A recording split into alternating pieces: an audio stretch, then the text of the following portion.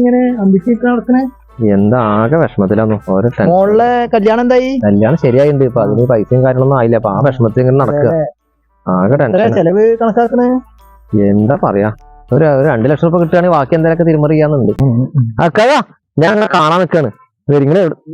ഞാൻ ആ പീടികടൊക്കെ നോക്കി നിങ്ങളെ കണ്ടു. ഇന്നലെ അന്വേഷിച്ചു തുടങ്ങി. നിങ്ങളുടെ ഫോൺ എന്താ സ്വിച്ച് ഓഫ് ആണോ? ഫോൺ ഇപ്പൊ ഞാൻ ഉപയോഗിക്കലില്ല. അതന്നെ വിളിച്ചാൽ കിട്ടാത്ത ഇന്നലെ തുടങ്ങിയ വിളിയാ ഞാൻ കുട്ടിയുടെ കാര്യം ശരിയാണ്ട് ഞാൻ പറഞ്ഞല്ലോ.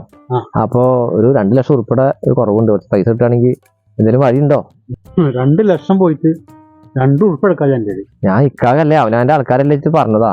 പിന്നെ ഞാൻ നോക്കട്ടെ, പക്ഷെ പ്രതീക്ഷ വേണ്ടട്ടോ. ഇതന്നെ നോക്കിയിരിക്കണ്ട, വേറെ എന്തെങ്കിലും നോക്ക്. എവിടെയും ഒന്ന് ശ്രമിക്കട്ടോ, കാര്യമായിട്ട് ശ്രമിക്കട്ടോ. ഞാൻ ശ്രമിക്കാം, നോക്കട്ടെ കേട്ടോ. അവനാന്റെ ആൾക്കാർക്ക് കൊടുത്താലേ പേരും പ്രസക്തി ഒന്നും ഉണ്ടാവില്ല. എവിടെ കുഞ്ഞാപ്പോ എന്നെ കണ്ടിട്ട് ഒരുപാട് കാലയിലോ? ഞാൻ ഇവിടെ ഉണ്ടോ? എവിടെ ഈ എന്നാ വന്ന്?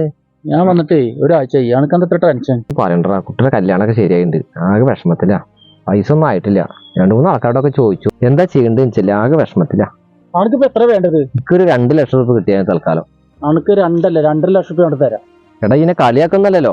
ഈ നാളെ വൈകിട്ടിൽ വീട്ടിൽ പോവാ, പൈസ അവിടെ റെഡിയാക്കാം. അൽഹംദുലില്ലാ. അല്ല കാക്കു, എന്താപ്പത്? ഒരാളോട് നിങ്ങൾ ചോദിച്ചു, അയാളോട് ചോദിച്ചപ്പോ നിങ്ങൾക്ക് അയാള് പൈസ തന്നെ കണ്ടിട്ടില്ല പറഞ്ഞു. ഇപ്പൊ ഒരാൾ വന്നിട്ട് എത്ര വേണ്ട 2.5 തരാന്ന് പറയും. എന്താപ്പത് കഥ?